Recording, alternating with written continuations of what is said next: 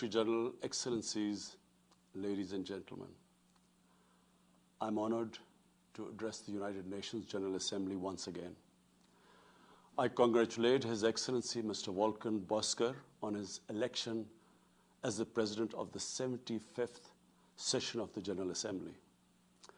We also appreciate the skillful leadership of the outgoing President, His Excellency Tijani Mohammad Bande, especially during the COVID-19 crisis.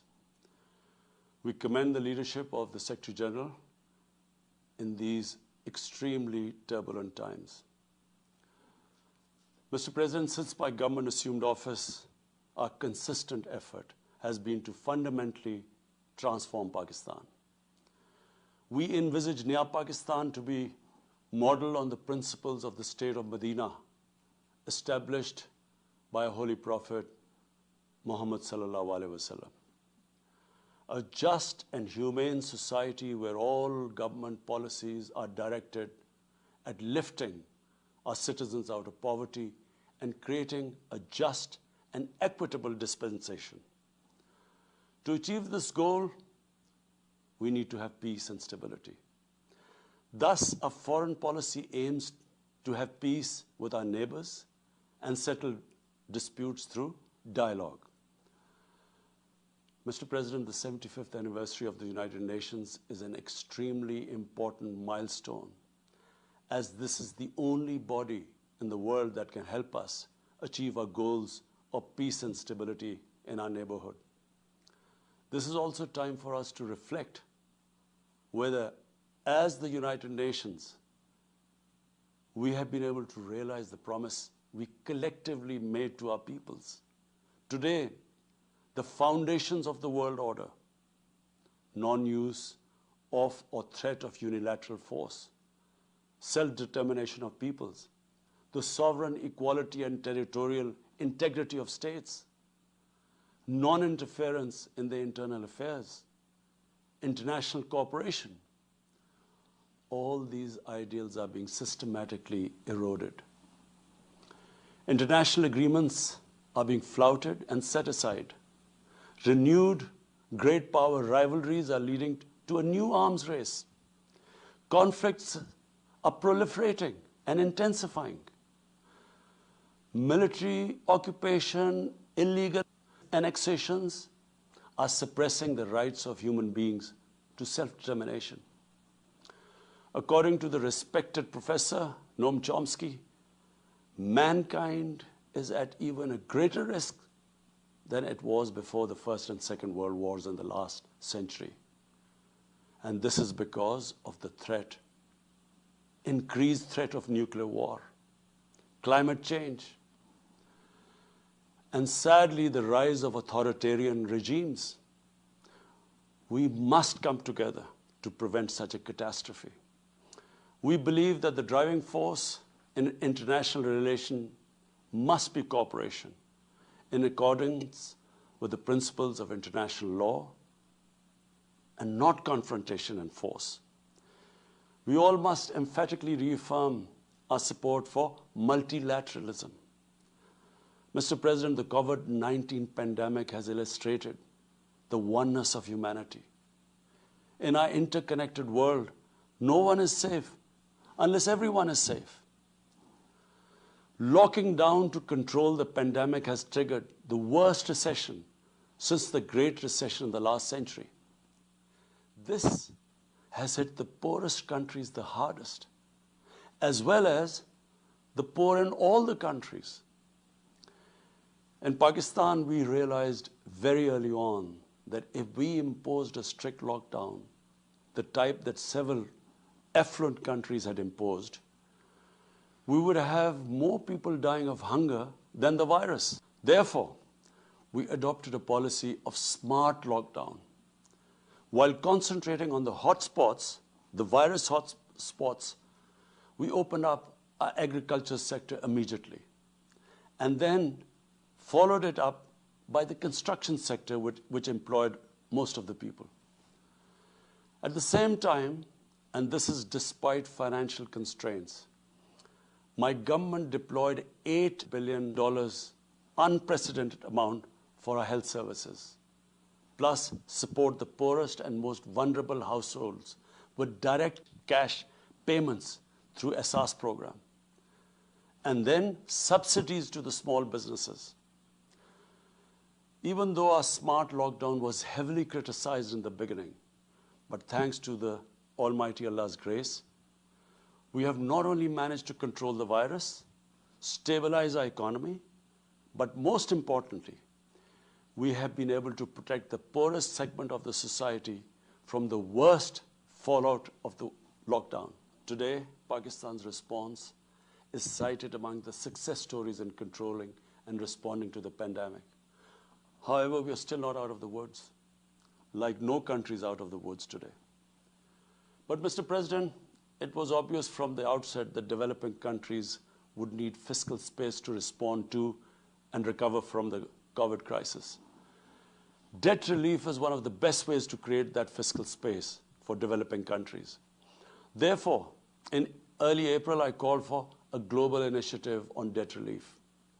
We appreciate the G20's official debt suspension initiative and the emergency and rapid financing offered by the IMF, World Bank, Asian Development Bank, and UN agencies. This, however, is not going to be enough. The IMF has estimated that developing countries will need over $2.5 trillion to respond and recover from the crisis. The official debt suspension will need to be extended and expanded. Additional debt relief measures will also be needed. Development banks should ensure adequate financial inflows. Rich countries have generated over $10 trillion to finance their own response and recovery. They should support the creation of at least $500 billion in new special drawing rights for the developing world. Mr. President, in my address to the General Assembly last year, I had highlighted the tremendous damage that illicit financial flows from developing countries to rich countries and to offshore tax havens cause. This leads to the impoverishment of the developing nations. Money that could be used towards human development is siphoned off by corrupt elites. The loss of foreign exchange causes currency depreciation. That in turn leads to inflation and poverty. The quest for getting back these stolen resources is nearly impossible, given the cumbersome procedures. Moreover, the powerful money launderers have access to the best lawyers. And sadly, because they are the beneficiaries, there is a lack of political will in the rich countries to curb this criminal activity. Mr. President, if this phenomena is unaddressed, it will continue to accentuate the inequality between the rich and the poor nations, and eventually will spark off a bigger global crisis, a far bigger global crisis than the present migration issue poses. The rich states cannot hold forth on human rights and justice when they provide sanctuary to money launderers, to their looted wealth. There are robust anti-money laundering and anti-terror financing regimes. I call upon this Assembly to take the lead in efforts to build a global framework to stem the illicit financial flows and ensure speedy repatriation of stolen wealth. It is important to realize that the aid that flows from rich countries to the developing world is minuscule compared to the massive outflows by our corrupt elites. Mr. President, this year, I must again reiterate the threat posed to mankind due to climate change. Unprecedented fires in Australia, Siberia, California, Brazil. Unprecedented floodings in various parts of the world. Record temperatures even in the Arctic Circle. This should make all of us worried for our future generations. Commitments made through the Paris agreements must be fulfilled. In particular, the commitment to mobilize $100 billion annually as climate finance. Pakistan's contribution to carbon emissions is minimal, but it is one of those countries most affected by climate change. Yet, we have decided to take the lead as we consider addressing climate change a universal responsibility. We have launched an extremely ambitious program to plant 10 billion trees in the next 3 years as a contribution to mitigating the effects of climate change. Mr. President, the pandemic was an opportunity to bring humanity together. Unfortunately, it has instead fanned nationalism, increased global tensions, and given rise to racial and religious hatred and violence against vulnerable minorities in several places. These trends have also accentuated Islamophobia.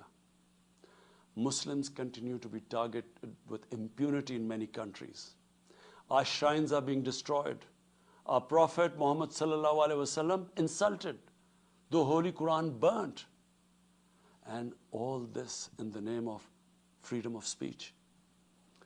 Incidents in Europe, including republication of blasphemous sketches by Charlie Hebdo, are recent examples.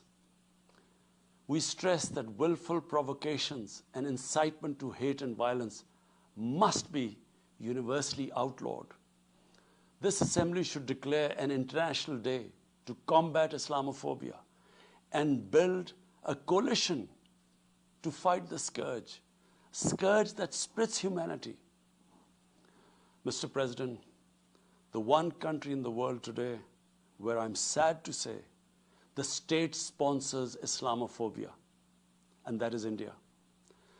The reason behind this is the RSS ideology that unfortunately rules India today. This extremist ideology was founded in the 1920s. The RSS founding fathers were inspired by the Nazis, and they adopted their concepts of racial purity and supremacy. While the Nazis' hate was directed at the Jews, the RSS directs it towards the Muslims and to a lesser extent, the Christians. They believe that India is exclusively for Hindus and others are not equal citizens. The secularism of Gandhi and Nehru has been replaced by the dream of creating a Hindu Rashtra by subjugating, even cleansing, India's 200 million Muslims and other minorities. In 1992, the RS destroyed the Babri Masjid. In 2002, some 2,000 Muslims were slaughtered in Gujarat, and this was under the watch of Chief Minister Modi.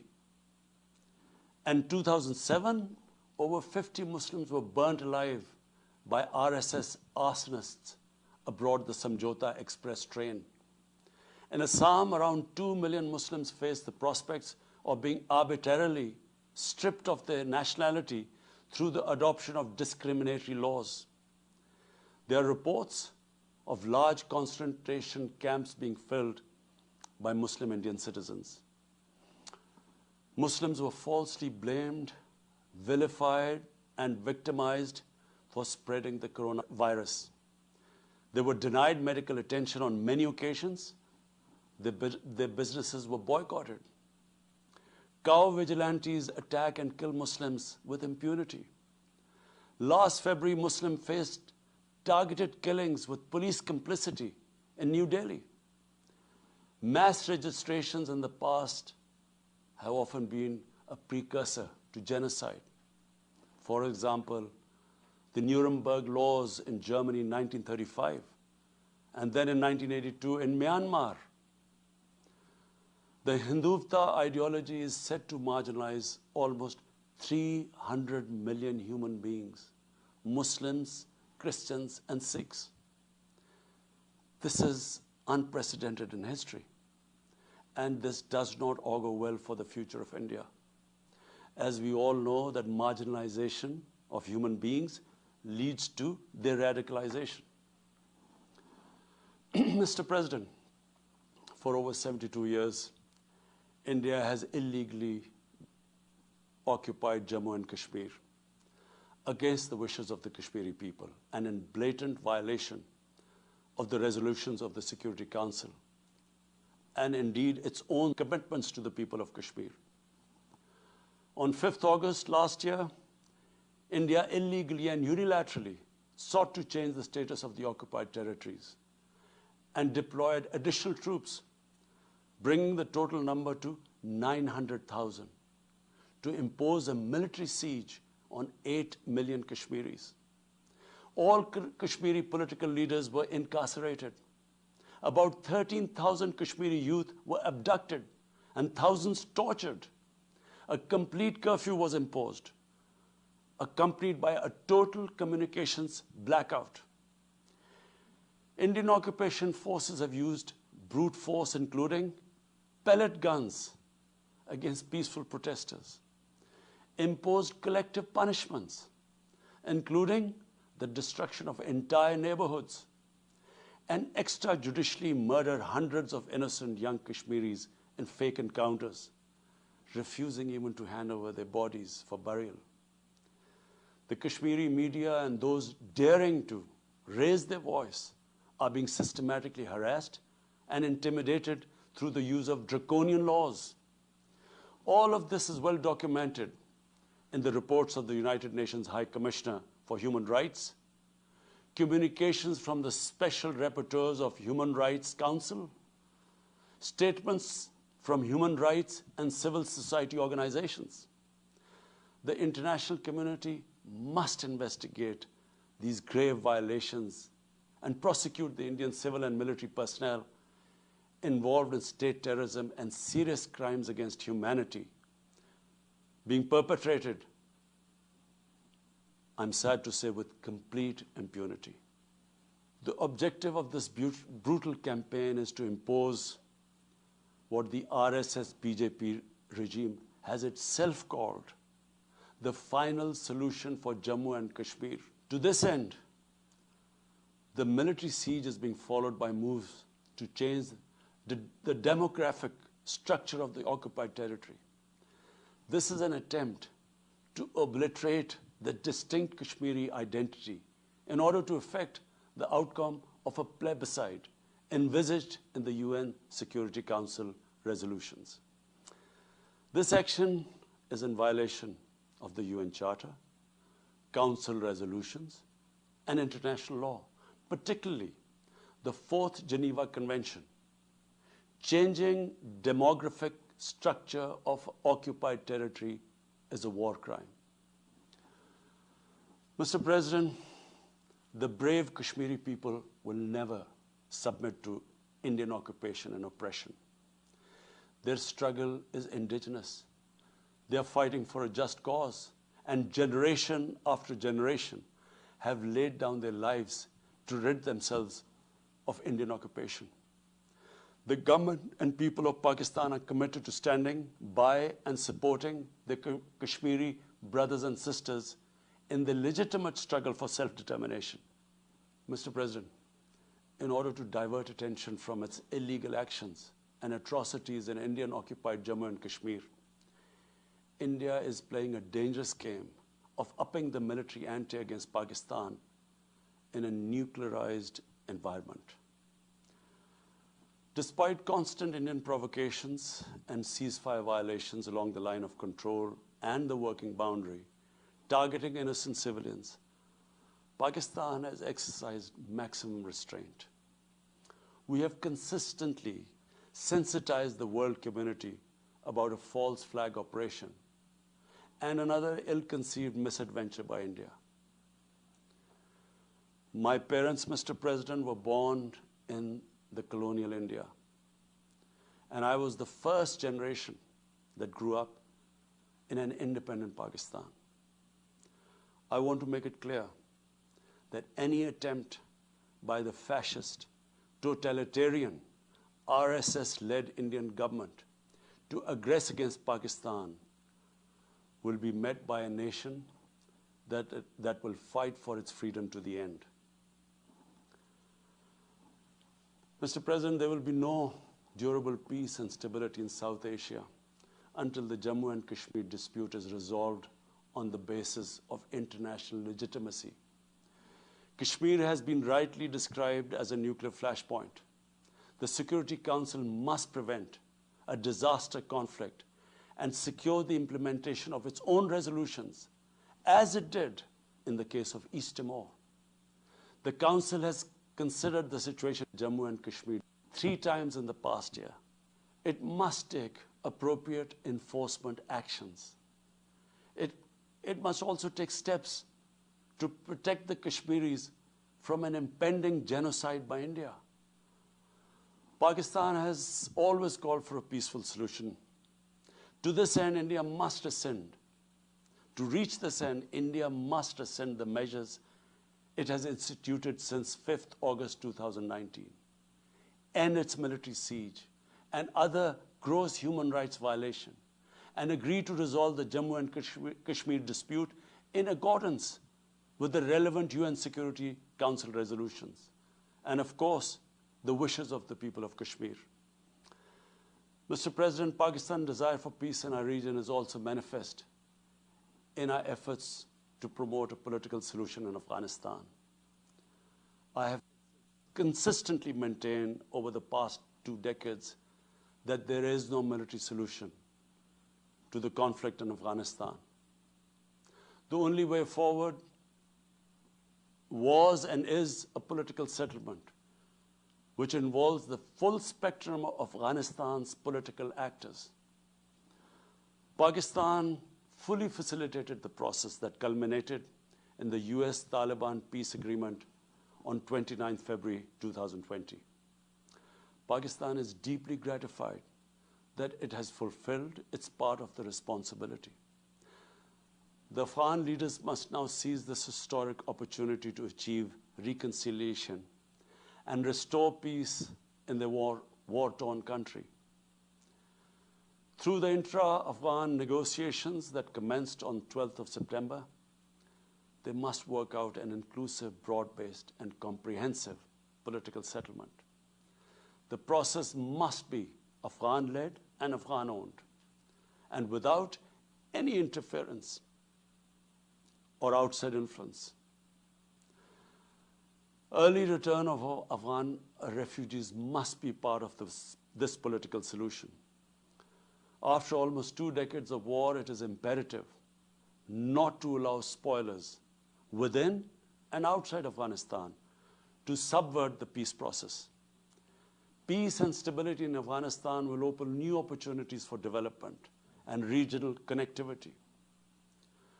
Mr. President, Palestine remains a festering wound. A just and lasting settlement is indispensable for the Middle East and actually the world.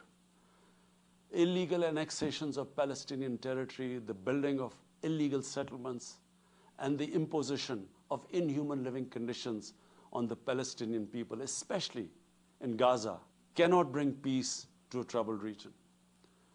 Pakistan continues to support a 2-state solution in line with the UN General Assembly and Security Council resolutions within the international agreed parameters, and they are pre-1967 borders, and Al-Quds, Al-Sharif as the capital of a united, contiguous, and independent Palestinian state. Mr. President, the United Nations remains the best legitimate avenue for collective action in managing international conflicts, fostering peace and security, promoting equitable development, and addressing global problems. I urge the Secretary General to take the lead in preventing global conflicts.